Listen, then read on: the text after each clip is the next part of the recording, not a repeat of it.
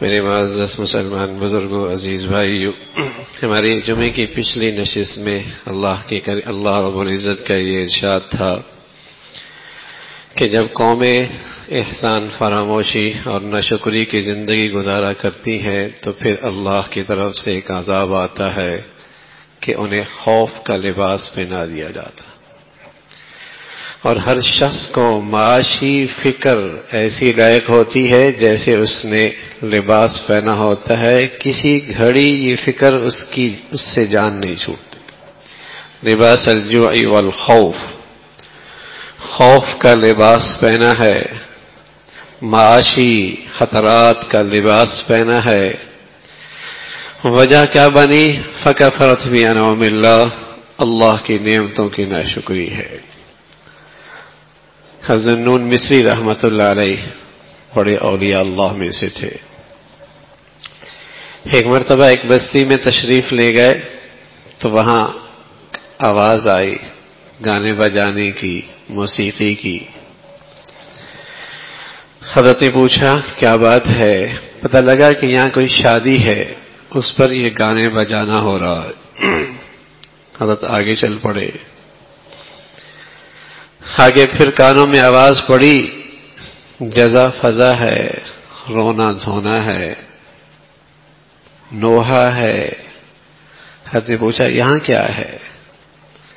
پتہ لگا یہاں کوئی میت ہوئی ہے۔ حضرت فرمانے لگے چلو بھائی یہاں سے، یہاں تو نہ شکر کا رواج ہے نہ صبر کا رواج ہے، اس بستی میں تو نہ شکر کا رواج ہے۔ اللہ نے انہیں خوشی کی اور شادی کی نعمت دی ہے، اس نعمت کے بجائے، اس شکر کے بجائے گناہوں میں مبتلا ہو گئے۔ اللہ نے انہیں آزمایا تھا، وفات کے ذریعے آزمائش تھی، انہوں نے صبر نہیں کیا اور یہاں نوحہ کرنے لگ گئے، اللہ کی نافرمانی اور بے صبری کا مظاہرہ کرنے لگے۔ فرمانے لگے یہ بستی رہنے کے قابل نہیں ہے، اس لیے کہ جس گھر میں اور جس زندگی میں صبر بھی نہ ہو، شکر بھی نہ ہو، وہ اپنے لیے خود ہی رحمتوں کے اور نوازشات کے اور نعمتوں کے دروازے بند کر دیتے، وہ اپنے لیے خود ہی نعمتوں کے، رحمتوں کے، برکتوں کے دروازے بند کر دیا کرتا ہے۔ الایمان نصفان، سارا ایمان دو حصوں میں ہے، آدھا حصہ شکر ہے، آدھا حصہ صبر ہے۔ کون ایسا ہے جس کی زندگی میں ناگواریاں نہ ہوں؟ لیکن وہ بڑا خوش نصیب ہے جس کی زندگی کا ہر لمحہ عبادت بن سکتا ہے، کبھی شکر کر رہا ہے، کبھی صبر کر رہا ہے۔ جس کی زندگی کا ہر لمحہ عبادت بن سکتا ہے، شکر سے بھی کمائی ہو رہی ہے، صبر سے بھی کمائی ہو رہی ہے۔ حضرت جعفر صادق رحمت اللہ علیہ، حضرت امام زین العابدین رحمت اللہ علیہ کے صاحبزادے ہیں، فرمایا کہ میں نے اپنے ابا سے سنا ہے اور انہوں نے میرے دادا سے سنا ہے، حضرت حسین رضی اللہ تعالیٰ عنہ سے، اور حضرت حسین نے اپنے نانا سے سنا ہے محمد رسول اللہ صلی اللہ علیہ وسلم سے۔ تو فرمانے لگے کیا سنا؟ حضرت جعفر فرمانے لگے کہ من انعم اللہ علیہ بنعمت فلیحمد اللہ، جسے اللہ کوئی نعمت دے دے اسے چاہیے کہ اس نعمت پہ اللہ کا شکر ادا کرے۔ وَمَنِ اسْتَبَقَ الرِّزْقَ فَلْيَسْتَغْفِرِ اللَّهِ، اور اگر اس کے رزق میں کوئی تاخیر ہو رہی ہے اور رزق میں کوئی رکاوٹ ہو رہی ہے اور معاش کے سلسلے میں کوئی پریشانی لائق ہے، معیشت کی کچھ بندش سی لگ رہی ہے، تو فرمانے لگے فَلْيَسْتَغْفِرِ اللَّهِ، اللہ سے معافی مانگے۔ سبحان اللہ، لوگ بڑے وظائف کے پیچھے چلتے ہیں، کوئی وظیفہ، کوئی عمل، اور سبحان اللہ یہاں وظیفہ کس نسبت سے مل رہا ہے؟ حضرت جعفر صادق کہہ رہے ہیں، وہ اپنے ابا حضرت زین العابدین سے کہہ رہے ہیں، انہیں ان کے ابا حضرت حسین بتا رہے ہیں، انہیں ان کے نانا محمد الرسول اللہ بتا رہے ہیں۔ نعمتیں بچانی ہے، نعمتوں کی حفاظت کرنی ہے، نعمتوں میں بڑھوتری چاہتے ہو تو من انعم اللہ علیہ بنعمہ فلیحمد اللہ، تو پھر اللہ کی دی ہوئی نعمت پہ اللہ کا شکر ادا کرو۔ شکر کی حقیقت کیا ہے؟ شکر کی حقیقت کیا ہے؟ ایک تو یہ کہ زبان پہ اللہ کا شکر ہے، اور ایک یہ کہ دل میں بھی شکر کی کیفیت ہے کہ میری نالائکیوں کے باوجود اللہ نے میری حیثیت سے مجھے زیادہ دے رکھا ہے، یہ دل کا شکر ہے۔ اور حقیقی طور پہ اس نعمت کا شکر یہ ہے کہ اس نعمت میں اللہ کی فرما برداری ہو رہی ہو، اس نعمت میں اللہ کی نافرمانی نہ ہو۔ خوشی دے دی اللہ نے، گھر دے دی اللہ نے، معاشی خوشحالی دے دی اللہ نے، صحت دے دی اللہ نے، حسن دے دیا اللہ نے، بینائی دے دی اللہ نے، گویائی دے دی اللہ نے، قوت سماعت اللہ نے عطا فرما دی، عقل و دانش کی دولت انگنت نعمتیں ہیں، گننے پہ آئیں تو شمار کوئی نہیں۔ من انعم اللہ علیہ بنعمہ فلیحمد اللہ، اللہ کی دی ہوئی نعمت پہ اللہ کا شکر ادا کرو۔ رسول اللہ صلی اللہ علیہ وسلم نعمتوں کی حفاظت کا وظیفہ بتا رہے، فرمایا ومن استبق الرزق فلیستغفر اللہ، اگر رزق کے معاملے میں کہیں رکاوٹ آ رہی ہے، تمہیں بندش محسوس ہو رہی ہے، ہم تو آسان سا نسخہ تجویز کرتے ہیں نا کہ بندش کر دی، نانی نے کر دی ہوگی، ساس نے کر دی ہوگی، بہو نے کر دی ہوگی، فلاں بدخواہ نے کر دی ہوگی، فلاں نے یوں کہا تھا یہ اس کی طرف سے ہوئی ہوگی۔ رسول اللہ صلی اللہ علیہ وسلم فرمانے لگے ان بدگمانیوں کی طرف نظر اٹھانے کی ضرورت نہیں، ادھر خیالات لے کے جانے کی ضرورت نہیں۔ وَمَا أَصَابَكُم مِّن مُّصِيبَةٍ فَبِمَا كَسَبَتْ أَيْدِيكُم، جو بھی تیری زندگی میں مصیبت آئی ہے پہلے تو یہ دیکھ تیری کسی بدعمالی کا نتیجہ تو نہیں۔ جو بھی رکاوٹ آئی ہے، مشکل آ رہی ہے، پریشانی لائق ہے، بندش لگ رہی ہے، اس راستے کے اندر مصائب آ رہے ہیں، وَمَا أَصَابَكُم مِّن مُّصِيبَةٍ فَبِمَا كَسَبَتْ أَيْدِيكُم، سب سے پہلے اپنی زندگی کا احتساب کر، تیری بدعمالی کہاں نظر نہیں آ رہی؟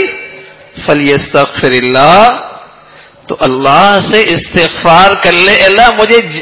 علم میں ہے یا نہیں، میں جانتا ہوں یا نہیں، مجھے یاد ہے یا بھول چکا، اللہ معاف فرما دے۔ بس اوقات آدمی نیکی کر رہا ہوتا ہے، جس سے رزق آ رہا ہوتا ہے، لیکن زندگی میں ایک گناہ ایسا ہوتا ہے جو رکاوٹ بنا ہوتا ہے، زندگی میں اللہ کی نافرمانی ایسی ہوتی ہے جو مشکلوں پر مشکلیں کھڑی کر رہی ہوتی ہے۔ رسول اللہ صلی اللہ علیہ وسلم نے بتایا اگر ایسی کوئی صورت ہے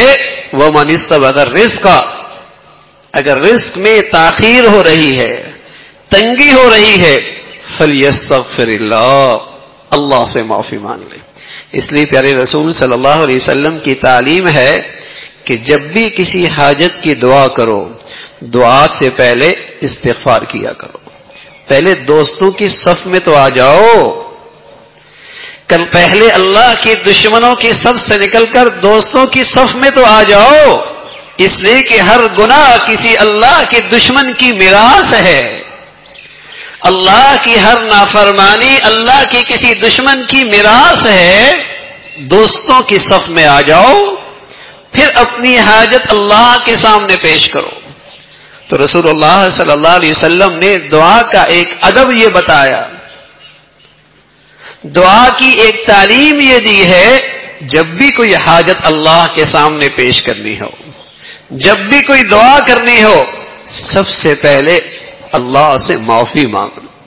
اور جس قدر دل کی کیفیت اور ندامت کے ساتھ یہ معافی ہوگی، دعا کے اثرات زندگی میں دیکھو گے، دعاؤں کی برکات زندگی میں دیکھو گے، نیکیوں کے ثمرات زندگیوں میں نظر آئیں گے۔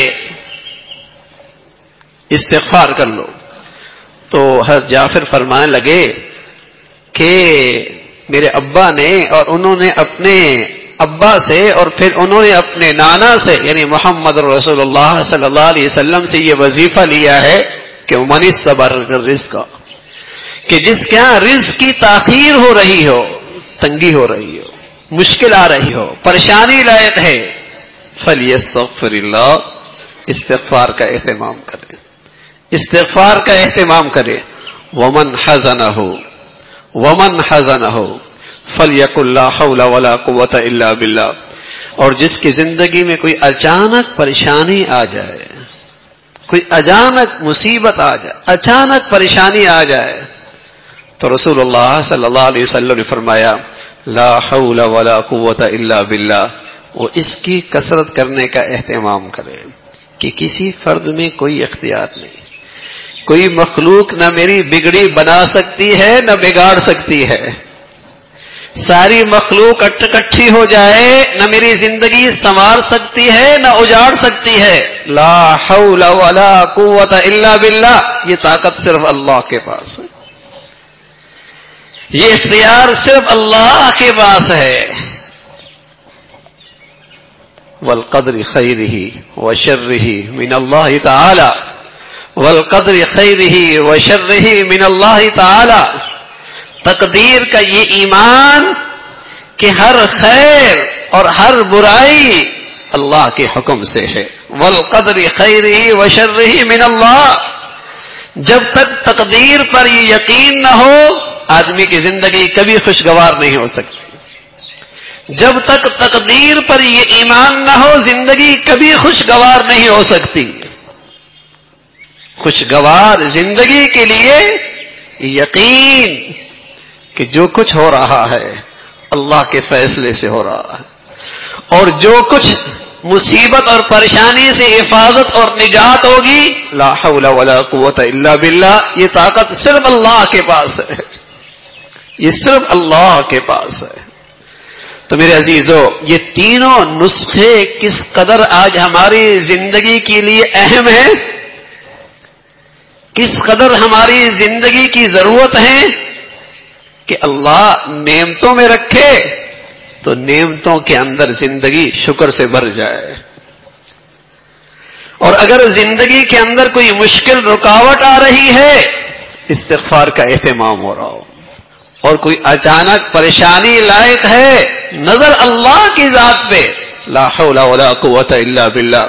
اس لیے پیارے رسول صلی اللہ علیہ وسلم فرمایا کرتے تھے یہ کلمات کیا ہے، یہ تو خزانہ ہے، خزانہ، اور خزانت بھی دنیا کا نہیں جنت کا، کنز من کنوز الجنہ، یہ تو جنت کا خزانہ ہے، جس کے ہاتھ آ جائے،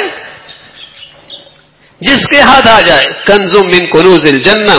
جنت کے خزانوں میں سے ایک خزانہ ہے لا حول ولا قوۃ الا باللہ۔ اے اللہ میں تیری طرف رجوع کر رہا ہوں، فیصلہ تیرا چلے گا، حکم تیرا ہے، الا لہ الحکم، الا لہ الحکم، فیصلہ ایک اللہ کا ہے۔ ومن یہن اللہ فما لہ من مکرم، ومن یہن اللہ فما لہ من مکرم، ساری دنیا اکٹھی ہو جائے جب اللہ رسوائی کا فیصلہ کر لے کوئی عزت نہیں دے سکتا، کوئی عزت نہیں دے سکتا، اور جب اللہ وَإِن يَمْسَسْكَ اللَّهُ بِضُرٍّ فَلَا كَاشِفَ لَهُ، جب اللہ پکڑنے پہ آئے کون بچا سکتا ہے؟ مَا يَفْتَحِ اللَّهُ لِلنَّاسِ مِن رَحْمَةٍ فَلَا مُمْسِكَ لَهَا وَمَا يُمْسِكْ فَلَا مُرْسِلَ لَهُ مِن بَعْدِهِ، جس کے لیے اللہ برکتوں کے، نعمتوں کے، نوازشات کے دروازے کھول دے، کس میں ہمت بندش کر دے؟ کس کو یہ حق اور حیثیت حاصل ہے کہ رکاوٹ ڈال دے؟ ما یفتح اللہ للناس من رحمت فلا ممسک لها، ہاں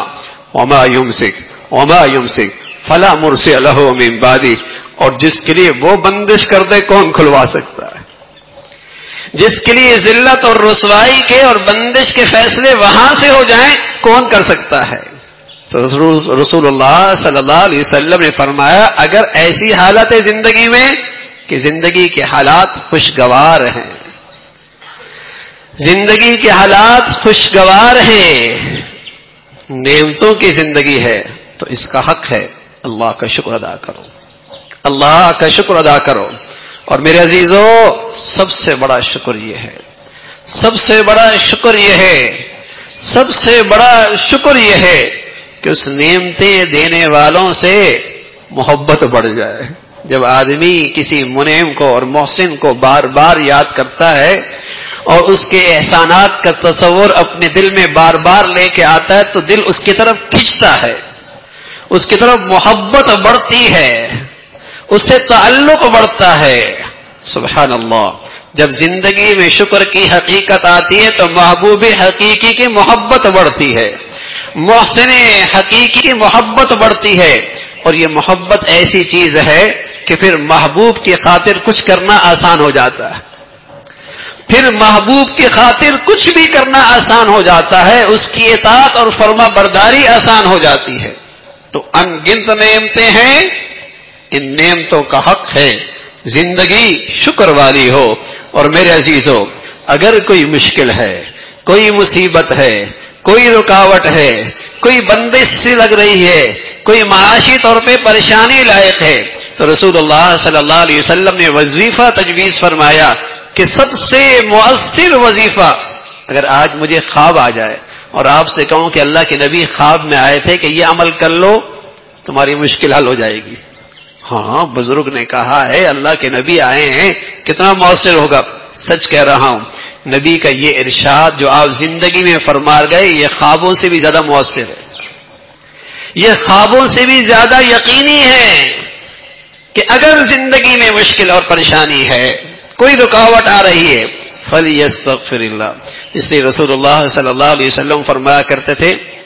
من لزم الاستغفار،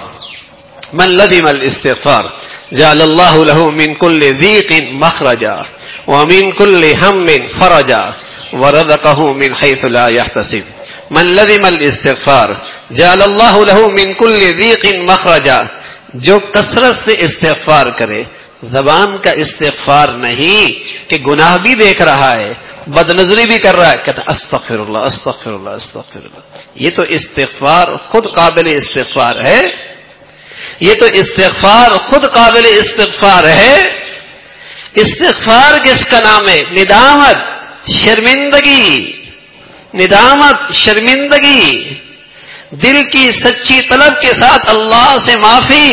من لزم الاستغفار جعل اللہ له من كل ضيق مخرجا، فرمایا جو کثرت سے اللہ سے معافی مانگتا ہے، مغفرت کی دعا کرتا ہے، اللہ اس کے لیے ہر تنگی سے کوئی راستہ نکال دیتا ہے۔ من كل ضيق مخرجا ومن كل هم فرجا، اللہ ہر غم سے اللہ نجات نصیب فرماتا ہے۔ آج کوئی غموں میں پڑا ہے، کوئی مشکلوں میں پڑا ہے، کوئی مصیبتوں میں گھرا ہے، کوئی انجانے سے خوف میں زندگی گزر رہی ہے، رسول اللہ صلی اللہ علیہ وسلم فرمانے لگے جعل اللہ له من كل ضيق مخرجا ومن كل هم فرجا ورزقه من حيث لا يحتسب، اور اس کے معاش کا مسئلہ وہاں سے حل ہوگا کہ اس کے وہم و گمان کے اندر بھی نہیں ہوگا، اس کے معاش اور معیشت کا مسئلہ وہاں سے حل ہوگا، اس کے وہم و گمان کے اندر بھی نہیں ہوگا۔ تو میرے عزیزو، اللہ ہمیں اپنے پیغمبر کی بات پہ یقین نصیب فرما دے، اللہ ہمیں اپنی نبی کی بات پہ یقین نصیب فرما دے، ایسے پیارے زندگی کو آسان کرنے کے نسخے تجویز فرما گئے، نعمتیں محفوظ، نعمتوں میں بڑھوتری، نعمتوں میں اضافہ، نعمتوں کے اندر لطف اور مزہ۔ نسخہ کیا ہے؟ شکر بجا لاؤ، مشکل آ رہی ہے، رکاوٹ کھڑی ہے، اللہ سے سچی معافی مانگو، اور اگر کوئی اچانک مصیبت آ جائے لا حول ولا قوت الا باللہ، اللہ کی طرف رجوع ہے، اے اللہ یہ مشکلیں حل بھی آپ کے ارادے سے ہیں، آئی بھی آپ کے حکم سے ہیں، میں آپ ہی کی طرف رجوع کرتا ہوں۔ یہ ایک ایسی طاقت ہے کہ عین مشکل کے اندر بھی آدمی مطمئن رہتا ہے، مطمئن رہتا ہے۔ اللہ رب العزت بھائی جو کچھ کہا سنا عمل کی توفیق نصیب۔